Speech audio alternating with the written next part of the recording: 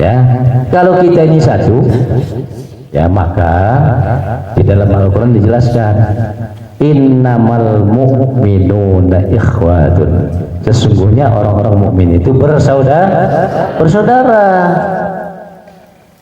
Ya, tapi yang dijelaskan di situ adalah orang mukmin, bukan hanya sekedar mengaku Islam. Kalau hanya sekedar mengaku Islam, ya itulah buktinya. Satu menghujat yang lain, satu menjelekkan yang lainnya. Nah, itulah keadaan umat Islam yang suka kita saksikan. Nah, oleh sebab itulah maka supaya betul-betul kita ini menjadi mukmin, ya harusnya ya ayyuhalladzina amanu dkhulu fis-silmi kaffah, hai orang-orang yang beriman, masuklah kamu ke dalam Islam itu secara keseluruhan, jangan separoh-separoh. Ya, akibat separoh-separoh inilah maka ibarat dia manjat baru pertengahan, dikiranya dia itulah yang paling tinggi. Begitu orang yang lebih tinggi dari dia membicarakan sesuatu yang nggak masuk akal dia, mulai dikatakan bid'ah. Padahal sebetulnya karena kebodohan, karena kekurangan, kan gitu. Ya, kalau orang manjat itu sudah sampai ke puncaknya, ya siapapun yang memanjat itu sampai dimanapun dia tahu keberadaannya, tahu, ya karena dia tahu, ya orang yang sudah di puncak itu sangat memaklumi, enggak pernah dia mengatakan oh kamu tersesat, oh kamu ini, dan enggak pernah, karena dia tahu posisinya orang ini sedang di sini, maka dia sangat maklum, sangat memaklumi. Beda kalau setengah kaki atau mungkin tinggal seperempat lagi naik ke atas, ya dikiranya dia itu yang paling tinggi, sehingga dia tidak memaklumi yang di bawah ini. Ya tidak memaklumi, dia merasa hebat sendiri, kemudian yang menyalahi ilmu dia dikatakan bidah atau tersesat. Kan itu, ya. Nah maka kalau kita manjat itu harus sampai ke puncaknya. Ya, kalau kita mengenal Islam itu harus keseluruhannya, jangan dikenal separuh-separuh. Ya, supaya apa? Supaya kita jangan saling menyalahkan. Ya. Jadi innamal mu'minuna ikhwatun. Ya, orang-orang mukmin itu bersaudara. Persaudaraan kita yang hakiki, yang sampai hari kiamat adalah persaudaraan satu akidah. Kalau umpamanya oh saudara kandung saya, oh itu saudara sepupu saya, itu di dunia namanya. Kadang-kadang masih di dunia ini juga berbunuh-bunuhan, berebut warisan. Ya, berbunuh-bunuhan, berebut pangkat, berebut jabatan. Ya, jadi saudara kita yang sebetulnya itu adalah saudara satu akidah dari dunia sampai akhirat. Nah, makanya jadikanlah diri kita seorang mukmin. Ya. Nah, seperti apa mukmin itu? Nanti mesti ditanya lagi kan? Ya seperti apa sih yang mukmin itu? Orang mukmin itu adalah orang yang suci, orang yang bersih. Bersih apanya? Jasadnya bersih, hatinya bersih, jiwanya bersih. Itu namanya orang mukmin. Ya, hatinya, jiwanya tidak mengandung syirik. Kemudian dia memperhatikan hukum syarat. Itu yang namanya orang mukmin. Ya, kemudian ada ketaatan, patuh. Ya, itu yang namanya bertakwa. tunduk patuh dengan perintah Allah, tunduk patuh dengan perintah Rasul, ya. Kemudian patuh juga dengan pemimpin di antara kita, selagi pemimpin itu benar, ya. Hai orang beriman, bertakwalah kamu kepada Allah, ya, tunduklah, ya, taatlah kepada Allah, taat kepada Rasul, ya, dan pemimpin di antara kamu, ya. Itu perintah, ya. Ati Allah wa ati Rasul wa ulil amri minkum, ya. Ati Allah wa ati Rasul wa ulil amri minkum. Taatlah kamu kepada Allah, taatlah kamu kepada Rasul, dan pemimpin di antara kamu, ya.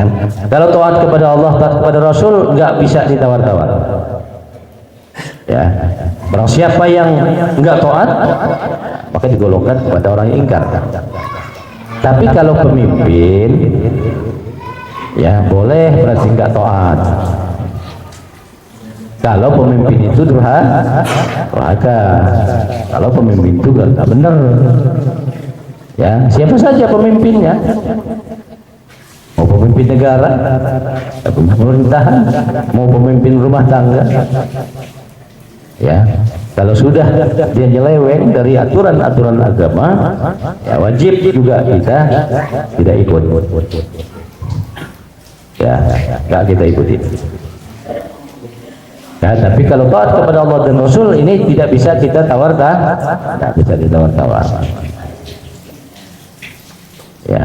Hukumnya, ya, wajib, tidak bisa ditawar-tawar.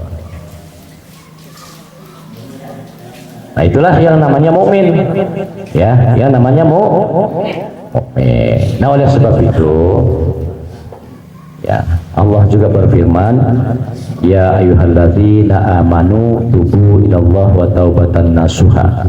Hai orang-orang yang beriman, bertobatlah kamu dengan sebenar-benarnya tobat. Itu diperintahkan Tuhan kita untuk bertobat. Nah, kenapa kok diperintah tobat? Karena Allah Maha tahu kalau yang namanya manusia itu penuh dengan dosa. Jangan terus kita umpamanya silih berganti, umpamanya bala atau mungkin kesusahan nimpa kita silih berganti. Ya Allah, apa sih kesalahan saya ini? Apa sih dosa?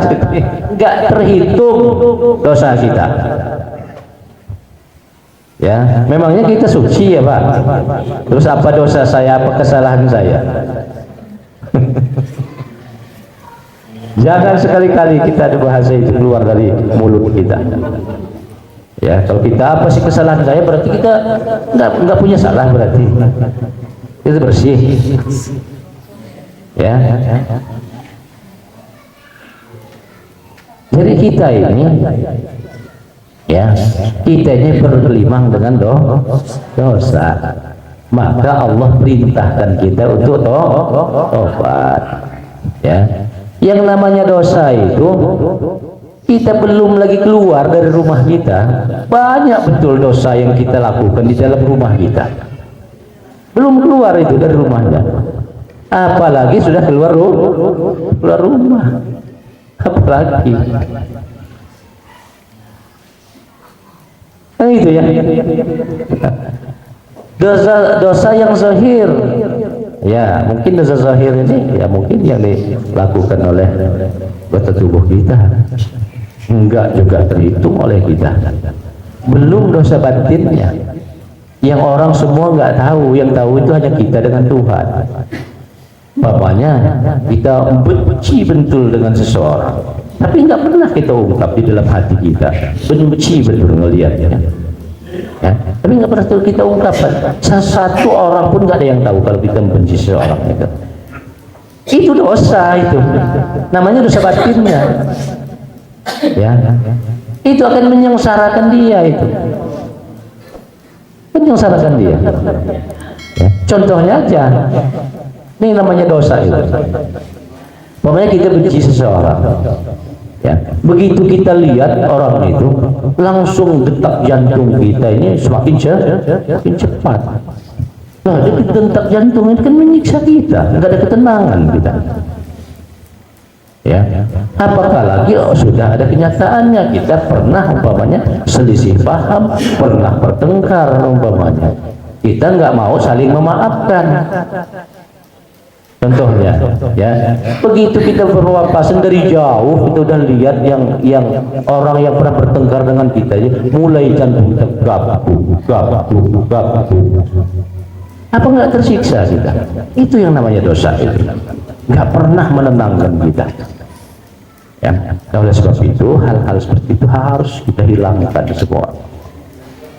Ya, itulah ajaran agama Islam itu. Ya, betul-betul anti dengan permusuhan. Ada permusuhan di dalam Islam. Ya. Jadi kita di agama kita ya, hablum minallah wa hablum minan nas. Nah, hablum minan nasnya ini dengan siapa saja. Jangan umpamanya, oh itu orang kafir nggak usah belanja di situlah. Nggak boleh seperti itu. Itu namanya terhubungan manusia dengan manusia. Ya, atau kalau saya usaha nggak mau saya umpamanya join dengan orang kafir. Ngapain, nggak ada hubungannya. Silahkan aja. Selagi hubungan kita bagus dan saling tidak menyalahi agama kita, nggak masalah. Kenapa memang? Ya, hanya yang tidak boleh ini masalah akidah, ini yang nggak boleh campur. Ya, nggak boleh campur kalau masalah akidah. Ya, agama kamu ya untuk kamu, agama saya untuk saya.